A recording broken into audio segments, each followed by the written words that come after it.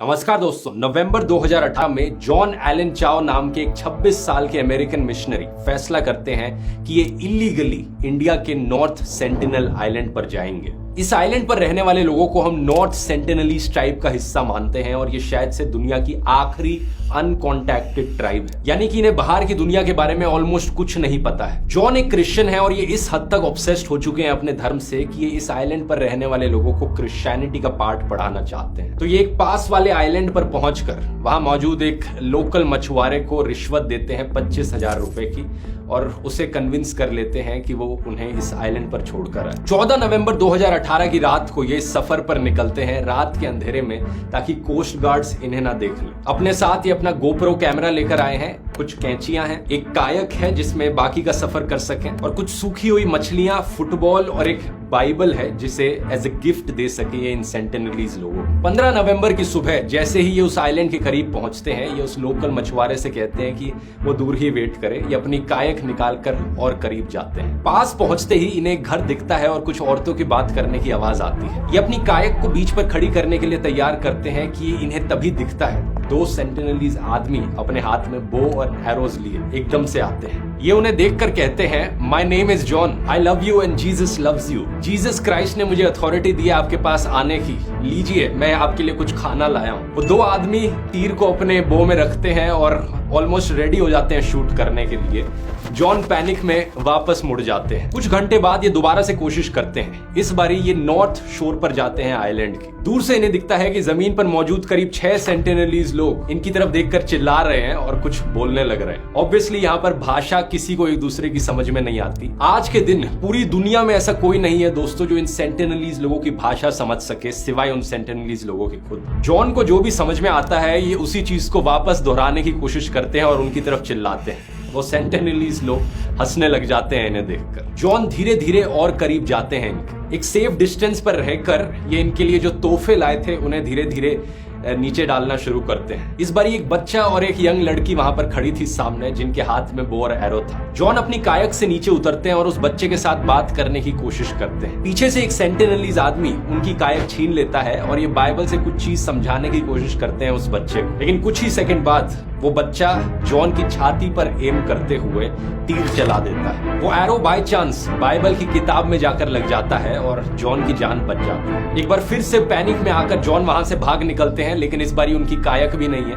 वो स्विमिंग करके किसी तरीके से वापस बोट तक पहुंचते हैं। रात को जाकर वो अपनी डायरी में लिखते हैं, Lord, is this island Satan's last strong hold? क्या ये आइलैंड राक्षसों का आइलैंड है जहां पर इन लोगों ने जीसस का नाम तक नहीं सुना है? आगे लिखते हैं अपनी डायरी में, मैं मरना नहीं चाहता, शायद मुझे इस जगह से चले जाना चाहिए। Lord, I don't want to die. लेकिन लॉर्ड को लेकर इनका ऑब्सेशन पागलपंती में बदल चुका था।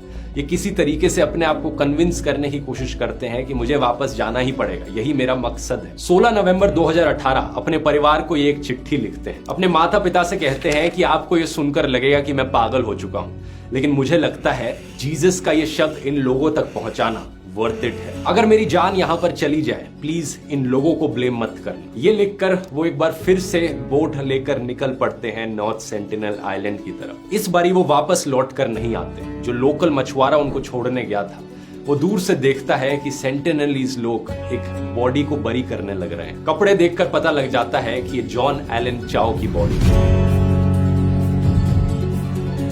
The Sentinelese were first contacted by the government in 1991. The contact party under the administration is always accompanied by security. The arrow shooting Sentinelese are a constant fear. क्या ये तीर तलवार युग युग पुराना कोई संदेश तो नहीं दे रही, जिसे शायद आज का इंसान भूल बैठा है? नॉर्थ सेंटिनल आइलैंड दोस्तों अंडमान एंड निकोबार आइलैंड्स का एक हिस्सा है। करीब 572 आइलैंड्स है टोटल में इस अंडमान एंड निकोबार ग्रुप में, जिनमें से सिर्फ 38 में लोग रहते हैं और सिर्फ 12 एक्चुअली में टूरिस्ट के लिए ओपन है। इन सारे आइलैंड्स को 3 डिस्ट्रिक्ट्स में डिवाइड किया गया है, north and middle Andaman, south Andaman और निकोबार। कैपिटल शहर है पोर्ट ब्लेयर जो कि साउथ अंडमान पर है। नॉर्थ सेंटिनल आइलैंड यहाँ से सिर्फ करीब 50 किलोमीटर दूर है। यह आइलैंड अपने आप में काफी छोटा है, सिर्फ 60 स्क्वायर किलोमीटर का, लेकिन पूरा जंगलों से भरा हुआ है। यहाँ रहने वाले लोगों को हम नॉर्थ सेंटिनलीज बुलाते हैं, लेकिन ये हमने नाम दिया है। हम एक्चुअली में नहीं जानते कि वो ट्राइब अपने आप को क्या कहती है, अपने आप को किस नाम से पुकारती है। माना जाता है कि आज से करीब 70,000 साल पहले कुछ लोग अफ्रीका से बाहर माइग्रेट किए थे। इसे आउट ऑफ अफ्रीका थ्योरी कहा जाता है कि जो पहले मॉडर्न ह्यूमन बीइंग्स हैं वो अफ्रीका से आए हैं, और ये लोग जो आज के दिन सेंटिनलीज आइलैंड पर मौजूद हैं ये डायरेक्ट डिसेंडेंट्स हैं उन लोगों के जो अफ्रीका से माइग्रेट किए थे। ये पहले ग्रुप ऑफ ह्यूमंस एक्चुअली में ईस्ट अफ्रीका से यमन गए, वहां से पूरा इंडियन सब कॉन्टिनेंट पे चल चल के म्यांमार पहुंचे, फिर south east Asia, east Asia, और इवेंचुअली इन आइलैंड्स पर स्प्रेड किए और ऑस्ट्रेलिया तक गए। इन हजारों सालों के बीच जो ह्यूमंस एक्चुअली में middle east, India, south east Asia जैसी जगहों पर जाकर बसे वो एक दूसरे से मिक्स इन हो गए, क्योंकि जमीन एक ही थी, इधर से उधर जमीन के जरिए जाना बहुत ही आसान काम था। लेकिन जो ह्यूमंस इन रिमोट आइलैंड्स पर जाकर बसे वहां पर बाकी ह्यूमंस के साथ मिक्स इन नहीं हो पाए और बाकी दुनिया से इतने आइसोलेटेड रहे। नॉर्थ सेंटिनलीज ट्राइब के बारे में कहा जाता है कि आज से करीब 10,000 से लेकर 30,000 साल पहले ये लोग इस आइलैंड पर आए थे और तब से ये आइसोलेटेड रहे हैं, बाकी दुनिया से कट ऑफ रहे हैं। इसका मतलब ये भी हुआ कि इन्होंने खेती करनी कभी सीखी ही नहीं। एग्रीकल्चर का आविष्कार आज से करीब 12,000 साल पहले हुआ था। अब आप ये कह लो कि इन आइलैंड्स पर रहते रहते इन्हें कभी जरूरत ही नहीं पड़ी खेती करने की, या फिर इन्हें पता ही नहीं कि खेती जैसी कोई चीज भी होती है, लेकिन इसका मतलब ये हुआ कि ये आखिरी स्टोन एज ट्राइब है। यानी ऐसे लोग जो आज के दिन भी स्टोन एज के जमाने के लोगों की तरह रहते हैं, एक हंटर गैदरर लाइफस्टाइल जीते हैं। यानी अपने खाने को उगाकर नहीं खाते बल्कि पेड़ से तोड़कर फल खाते हैं, जानवरों की हंटिंग करते हैं और मछलियों की फिशिंग करते हैं और वही इनका खाना है। ये लोग दुनिया की सबसे आइसोलेटेड ट्राइब इसलिए हैं क्योंकि आइसोलेटेड रहना चाहते हैं। जब बाहर की दुनिया ने कांटेक्ट एस्टैब्लिश करने की कोशिश करी है इनके साथ, वायलेंस ही देखने को मिला है ज्यादातर टाइम। हिस्टोरिकली देखा जाए सबसे पुराना रिटन रिकॉर्ड हमारे पास अंडमान एंड निकोबार आइलैंड्स का है 2nd सेंचुरी एडी से, जब एक रोमन मैथमेटिशियन क्लॉडियस टोल्मी ने अंडमान एंड निकोबार आइलैंड्स को डिस्क्राइब किया था आइलैंड्स ऑफ कैनिबल्स पुकार के। अब ये डिस्क्रिप्शन इन्होंने एक्चुअली में सिर्फ नॉर्थ सेंटिनल आइलैंड के लिए नहीं दी थी बल्कि पूरे अंडमान एंड निकोबार आइलैंड्स के लिए दी थी, तो हमें नहीं पता कि कौन सी ट्राइब को रेफर कर रहे थे। इसके बाद साल 673 में एक चाइनीज ट्रैवलर जो सुमात्रा से इंडिया का सफर कर रहे थे वो भी कहते हैं कि यहाँ रहने वाले लोग इन आइलैंड्स में कैनिबल्स हैं, यानी इंसानों की मीट खाते हैं यहाँ रहने वाले लोग। 8th और 9th सेंचुरी में जो अरब ट्रैवलर्स गए थे अंडमान आइलैंड्स पर उन्होंने भी सेम चीज कही। 11th सेंचुरी में एक मंदिर बना था जिस पर इंस्क्रिप्शन लिखी गई थी राजा राजा चोला 1 के टाइम पर। सेम चीज वहां लिखी गई है कि वो इन आइलैंड्स को अशुद्ध मानते हैं और यहाँ पर माना जाता है कि कैनिबल्स रहते हैं। अब स्पेसिफिकली अगर नॉर्थ सेंटिनल आइलैंड की बात करी जाए तो इसका पहला रिकॉर्ड मेंशन किया गया है साल 1771 में, जब एक ईस्ट इंडिया कंपनी का जहाज इस आइलैंड के पास से गुजरता है और वहां मौजूद जो सर्वेयर थे उन्हें इस आइलैंड से रोशनी आती हुई दिखाई देती है। इसका अगला अकाउंट है साल 1867 में, जब एक इंडियन मर्चेंट शिप जो करीब 100 पैसेंजर्स को लेकर जा रहा था उसका एक्सीडेंट हो जाता है इस आइलैंड के शोर पर। जो एक्सीडेंट के सर्वाइवर्स होते हैं उन पर सेंटिनलीज के द्वारा हमला किया जाता है। फॉर्चुनेटली वो बचकर भाग निकलते हैं ब्रिटिश इंडियन रॉयल नेवी की मदद से। ये एक्चुअली में पहला केस था जो हमें देखने को मिलता है जब नॉर्थ सेंटिनलीज लोग बाहर के लोगों को अपने आइलैंड से दूर भगाते हैं और उन पर हमला करते हैं। फिर साल 1880 में मॉरिस विडल पोर्टमैन नाम के एक ब्रिटिश ऑफिसर डिसाइड करते हैं कि वो इन सेंटिनलीज लोगों से जाकर मिलने की कोशिश करेंगे, कांटेक्ट बनाएंगे और इन्हें सिविलाइज करने की कोशिश करेंगे। इस पॉइंट ऑफ टाइम पर ब्रिटिश लोग बाकी अंडमान की ट्राइब से ऑलरेडी कम्युनिकेट कर चुके थे, फ्रेंडली कांटेक्ट रहा था और वो उनके साथ बात भी कर पाते थे। तो ये जब इस नॉर्थ सेंटिनल आइलैंड पर गए, ये कुछ बाकी जो अंडमानीज ट्राइब्स थी उन्हें साथ में लेकर आए उनके लोगों को, ताकि जो सेंटिनल आइलैंड पर रहने वाले लोग होंगे वो कम्युनिकेट कर पाए इनके साथ। पर यहाँ पहुंचकर इन्हें पता चलता है कि बाकी अंडमान ट्राइब्स के जो लोग हैं उनकी भाषा नॉर्थ सेंटिनलीज ट्राइब से इतनी अलग है कि ये एक दूसरे के साथ कम्युनिकेट ही नहीं कर पा रहे, बातचीत करना इम्पॉसिबल है। पोर्टमैन को अपने सफर पर एक बुजुर्ग कपल मिलता है नॉर्थ सेंटिनल आइलैंड पर और कुछ 4 बच्चे मिलते हैं। ये डिसाइड करते हैं उन्हें किडनैप कर लेंगे, अपने साथ ले चलते हैं वापस पोर्ट ब्लेयर में। पता चलता है कि नॉर्थ सेंटिनलीज लोग इतने सालों से बाकी दुनिया से कट ऑफ थे कि जैसे ही ये बुजुर्ग आदमी और औरत पोर्ट ब्लेयर पहुंचते हैं कुछ ही दिनों बाद इनकी मौत हो जाती है। पोर्टमैन को बच्चों पर तरस आता है ये देखते हुए और वो बच्चों को वापस उस आइलैंड पर जाकर लौटा देते हैं, उन्हें कुछ हाथों में तोहफे देकर। ये चीज बड़ी लाइकली है कि वो बच्चे अपने साथ वापस ऐसे कीटाणु ले गए होंगे जो कंप्लीटली फॉरेन थे उस आइलैंड के लिए, तो वहां जाकर और लोगों को भी इन्फेक्ट किया होगा और लोग भी मारे गए होंगे। ये पॉसिबल है। जो डिजीजेस हमें मॉडर्न जमाने में देखने को मिलते हैं, हमारी बॉडीज में उनके खिलाफ इम्यूनिटी डेवलप हुई है, क्योंकि सालों भर साल हमारे जो एंसेस्टर्स थे उनकी बॉडीज ने एक्सपोजर सहा इन डिजीजेस का और इम्यूनिटी डेवलप करी। लेकिन नॉर्थ सेंटिनल आइलैंड में रहने वाले लोग पूरी दुनिया से कट ऑफ थे, इन सारे नए डिजीजेस से कट ऑफ थे, तो इनकी बॉडीज में वो इम्यूनिटी नहीं डेवलप हो पाई। ये पोर्टमैन वाला इंसिडेंट माना जाता है कि एक बड़ा कारण है कि नॉर्थ सेंटिनलीज लोग बाहर के लोगों को लेकर इतना वायलेंट क्यों हो जाते हैं, इतना आइसोलेटेड क्यों रहना चाहते हैं। यहां पर एक छोटी सी एड ब्रेक लेकर मैं आपको बताना चाहूंगा इंडिया की most loved investment app Kuvera के बारे में। कुवेरा पर आप जानेंगे कि इन्वेस्ट करने से पहले सबसे जरूरी काम होता है वेल्थ क्रिएशन का आपका पर्पस क्या है, यानी कि गोल डिसाइड करना। इससे क्या है, जब आप इन्वेस्ट करोगे तो आपके अंदर डिसिप्लिन आता है, आप इमोशनल डिसीजंस नहीं लोगे। पहले डिसाइड कीजिए आपका गोल क्या है। इंटरनेशनल वेकेशन प्लान करना, कोई नया घर खरीदना, गाड़ी खरीदना, या रिटायरमेंट के लिए प्लानिंग करना। गोल्स बनाने के लिए आप सीधा कुवेरा ऐप को डाउनलोड कीजिए, इनका गोल प्लानिंग फीचर का इस्तेमाल कीजिए। ये कुवेरा ऐप के जरिए दिखाता हूं कि कैसे काम करता है। ये देखो, मैंने यहां पर अपना गोल बनाया कि नई गाड़ी खरीदनी है। अब मुझे कुछ सिंपल डिटेल्स ऐड करनी है कि कार की कॉस्ट क्या होगी, गाड़ी को लेने में कितने साल लगेंगे, और कुवेरा का जो इंटेलिजेंट एल्गोरिथम है वो मुझे बता देगा कि इस गोल के लिए कौन कौन से इन्वेस्टमेंट ऑप्शंस को यहां पर रेकमेंड किया जा रहा है। अब मैं सीधा एसआईपी शुरू कर सकता हूं, इतना ही सिंपल है। तो बात यह है कि कुवेरा एक बिल्कुल ही फ्री ऐप है जो आपके लिए इन्वेस्टिंग बहुत ही आसान बना देती है। ऐप को डाउनलोड करने का लिंक नीचे डिस्क्रिप्शन में मिल जाएगा, डाउनलोड करिए और शुरुआत कीजिए अपने एक इंपॉर्टेंट फाइनेंशियल गोल से। आजादी के बाद दोस्तों इंडियन गवर्नमेंट ने कई एक्सपीडिशंस करी नॉर्थ सेंटिनल आइलैंड पर। साल 1967 में त्रिलोकनाथ पंडित पहले ऑफिशियल एंथ्रोपोलॉजिस्ट बने इस आइलैंड को विजिट करने वाले। ये अपने साथ 20 मेंबर की टीम लेकर गए, जिसमें साइंटिस्ट थे, आर्म्ड फोर्सेस थी, अनआर्म्ड नेवी पर्सनल्स थे और गवर्नर थे। आइलैंड पर पहुंचकर इनकी टीम ने सेंटिनलीज के फुटप्रिंट्स को फॉलो किया करीब 1 किलोमीटर तक, लेकिन इन्हें कोई लोग नहीं मिले। तो ये टीम वापस चली गई और कुछ पीछे तोहफे छोड़कर चली गई इन लोगों के लिए, जैसे कि कोकोनट्स, पॉट्स और पेन्स और बाकी आयरन टूल। 1970 में एक ऑफिशियल रिसर्च टीम गई इस आइलैंड पर और उन्होंने एक स्टोन टैबलेट सेटअप किया, ये डिक्लेयर करते हुए कि north sentinel island Indian territory का हिस्सा है। 1974 में एक इंडियन फिल्म क्रू गया इस आइलैंड पर, जिन्होंने एक डॉक्यूमेंट्री बनाई अंडमान एंड निकोबार आइलैंड्स की ट्राइब्स के ऊपर। इस फिल्म क्रू के साथ एक बार फिर से त्रिलोकनाथ पंडित मौजूद थे और साथ में कुछ आर्म्ड फोर्सेस भी थी। एक बार फिर से इन लोगों ने तोहफे के तौर पर कुछ कोकोनट्स रखे, कुछ नारियल दिए, एक जिंदा सुअर को भी लेकर गए थे ये कि एज अ गिफ्ट प्रेजेंट कर सकें। और ये सारी चीजें इन्होंने शोर पर रख दी और ये फिर थोड़ा सा पीछे हट गए देखने के लिए कि लोकल लोग कैसे रिएक्ट करते हैं। कुछ देर बाद कुछ ट्राइबल लोग बाहर निकल कर आए शोर पर और धनुष और बाण से हमला करने लग गए इन लोगों पर। एक एरो इस बारी एक्चुअली में फिल्म के जो डायरेक्टर थे प्रेम वैद्य, उनकी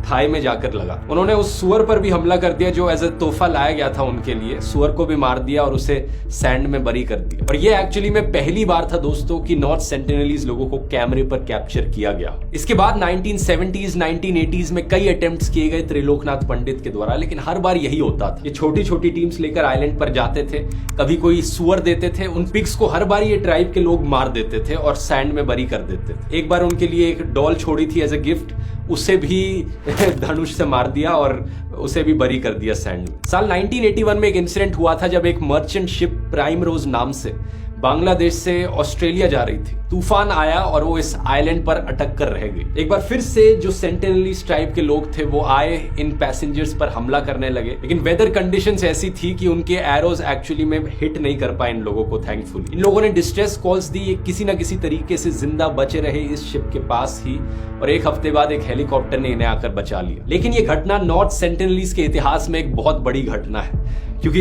ये वो टाइम था इस ट्राइब के लिए जब इन्होंने आयरन को देखा पहली बार अपनी जिंदगी में। इनकी आंखों में लोहे का आविष्कार हुआ, क्योंकि इसके बाद से दोस्तों जब भी नॉर्थ सेंटिनलीज के साथ कोई कांटेक्ट हुआ, देखा गया कि ये लोग अपने धनुष बाण में लोहे का इस्तेमाल करने लग रहे थे और ये लोहा इसी जहाज से आया था। तो इन्होंने किसी तरीके से उस लोहे का इस्तेमाल कर लिया था। और ये जो शिपरेक है ये आज के दिन भी आप गूगल मैप्स पर देख सकते हैं। नॉर्थ सेंटिनल आइलैंड के नॉर्थ में जाएंगे, वहां ये आपको दिखेगा। इसके बाद इतिहास में एक बड़ा मोड़ आता है साल 1991 में।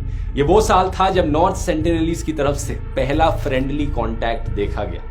पहली बार कोई इनसे मिलने गया और ये वायलेंट नहीं हुए। जनवरी के महीने में एक एक्सपीडिशन लीड की गई थी इंडियन एंथ्रोपोलॉजिस्ट मधुमाला चट्टोपाध्याय के द्वारा। ये अपनी छोटी सी टीम के साथ आई, बिना किसी हथियार के कोकोनट्स ऑफर किए, और इस बारी सेंटिनलीज लोगों ने इन कोकोनट्स को एक्चुअली में ले लिया। कहीं ऐसा तो नहीं कि फर्क इस बारी ये था कि एक औरत इनसे मिलने आई थी और इससे पहले जितनी भी एक्सपीडिशंस हुई थी वो सारे आदमी थे। इस फ्रेंडली कांटेक्ट में एक बड़ी शॉकिंग चीज हुई।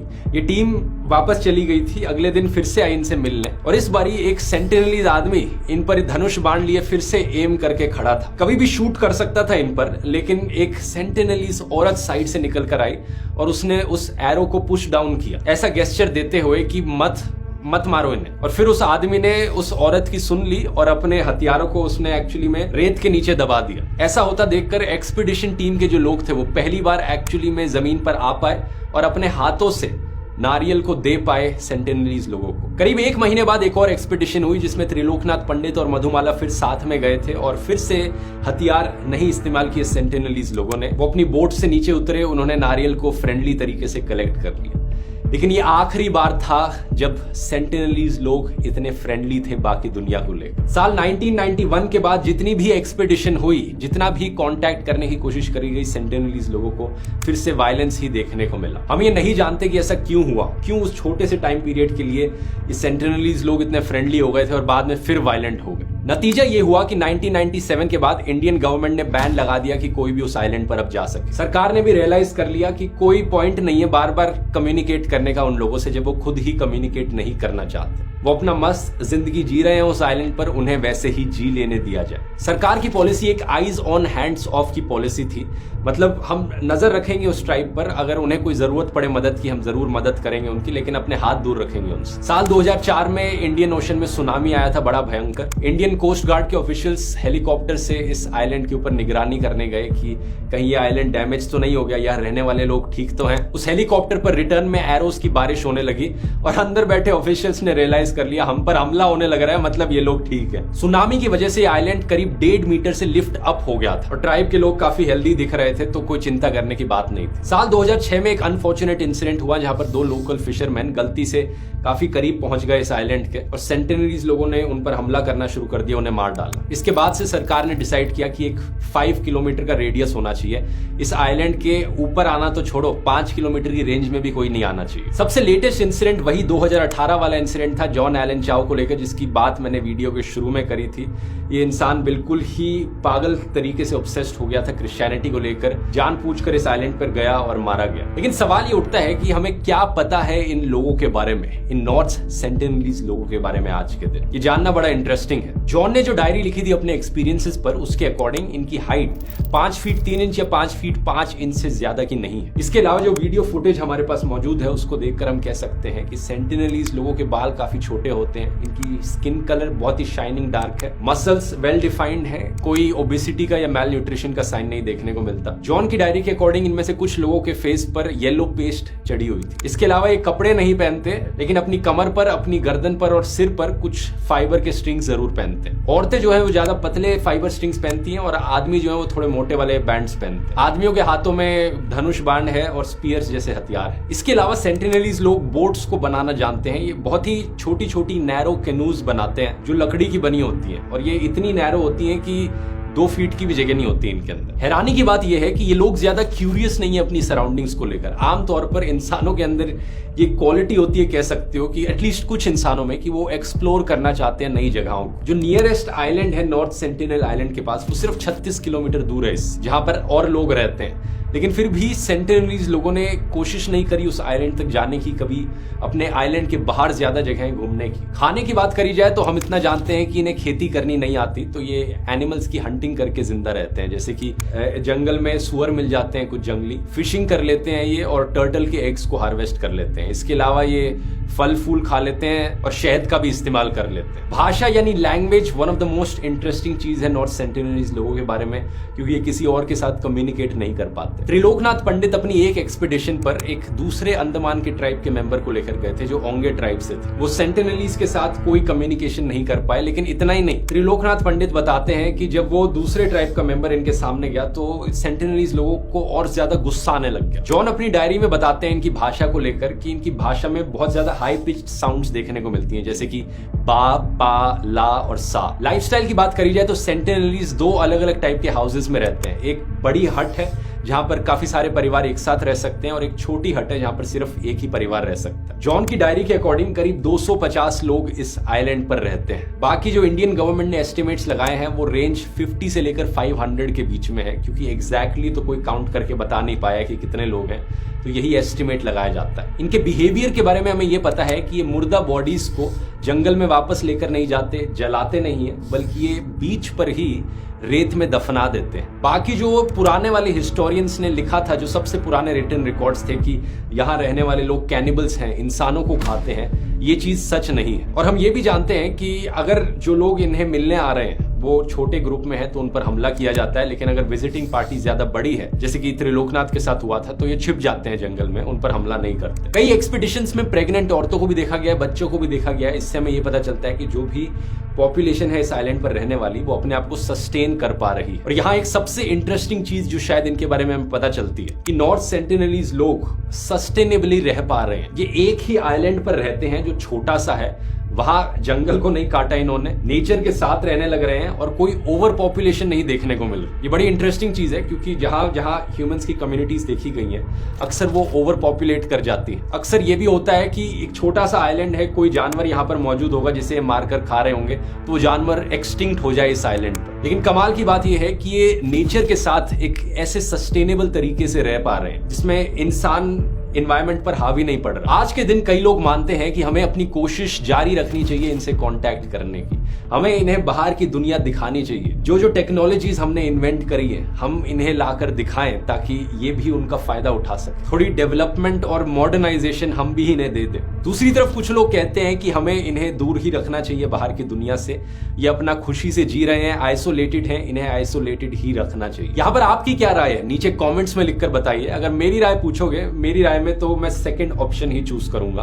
कुछ बड़े कारण हैं कि क्यों इन्हें आइसोलेटेड रखना ही बेहतर है। पहला रीजन तो यही है कि जब भी ये बाहर की दुनिया से कांटेक्ट में आते हैं, जो जो डिजीजेस हमारी दुनिया में देखने को मिल रहे हैं, इनके पास उसकी इम्यूनिटी नहीं है, चांसेस यही है कि ये सर्वाइव नहीं कर पाए। दूसरी और इससे भी बड़ी प्रॉब्लम, हमने बाकी ट्राइब्स के साथ ऐसा करने की कोशिश करी है और नतीजा हमेशा अच्छा नहीं रहा है। फॉर एग्जाम्पल जारवा ट्राइब जो है, अंडमान की ही एक ट्राइब है, काफी सालों तक आइसोलेटेड थी, किसी ने कॉन्टैक्ट नहीं किया था उनके साथ। लेकिन 1970s में जब इंडियन गवर्नमेंट ने फ्रेंडली कांटेक्ट बनाने की उनसे कोशिश करी तो सक्सेसफुल रहा। उसके बाद बाकी दुनिया के बारे में उनको पता चला, नए जमाने से उन्होंने फिट इन करने की कोशिश करी, कुछ जरूर फिट इन कर गए, लेकिन ज्यादातर लोग खुश नहीं है। आज के टाइम हमारा जो पैकेज खाना है, कुछ ट्राइब मेंबर्स उसे डाइजेस्ट ही नहीं कर पाए, कुछ जो कर पाए वो मोटे हो गए, ओबीस बन गए, क्योंकि उन्हें कंट्रोल करना नहीं आया। एकदम से इतना सारा खाना मिल गया, इससे पहले उन्हें हंट करना पड़ता। बाकी अल्कोहल और टोबैको जैसे सब्सटेंसेस से उन्हें इंट्रोड्यूस कराया गया तो वो इंस्टेंटली एडिक्टेड बन गए, क्योंकि बचपन से वो ग्रो अप नहीं हुए समझते हुए कि ये जो चीजें हैं इनसे दूर रहना चाहिए, ये गलत है। जैसे ही इन्होंने उन नई चीजों को चखा, एकदम से एडिक्टेड हो गए। इसके अलावा जो इनका कल्चर है, जो रहने का तरीका है, जो इनकी भाषा है, जो ट्रेडिशंस हैं इनके सालों से चले आ रहे हैं, जब ये मॉडर्न सोसाइटी में इंटीग्रेट होंगे तो ये सब लूज आउट कर जाएंगे। बाकी और जो अंडमान एंड निकोबार आइलैंड्स की ट्राइब्स हैं दोस्तों, उनके साथ यही होने लग रहा है। 1800s में जब ब्रिटिश पहली बार आए थे इन आइलैंड्स को कॉलोनाइज करने के लिए, तब अराउंड 5000 इंडिविजुअल्स थे ग्रेट अंडमानीज ट्राइब के। आज के दिन सिर्फ 41 बचे हैं। तो शायद हमारी जो कोशिश है और इनके साथ कॉन्टैक्ट बनाए रखने की, वो इनके लिए हानिकारक हो सकती है और इनकी पूरी कम्युनिटी को हमेशा के लिए खत्म करके रख सकती है। उम्मीद करता हूं वीडियो हमेशा की तरह इन्फॉर्मेटिव लगा होगा, पसंद आया। ऐसे ही और वीडियोस चेकआउट कर सकते हैं इस प्लेलिस्ट में। स्पेशली रेकमेंड करूंगा मैं आपको बर्मुडा ट्रायंगल और टाइम ट्रैवल वाला वीडियो। बहुत बहुत धन्यवाद।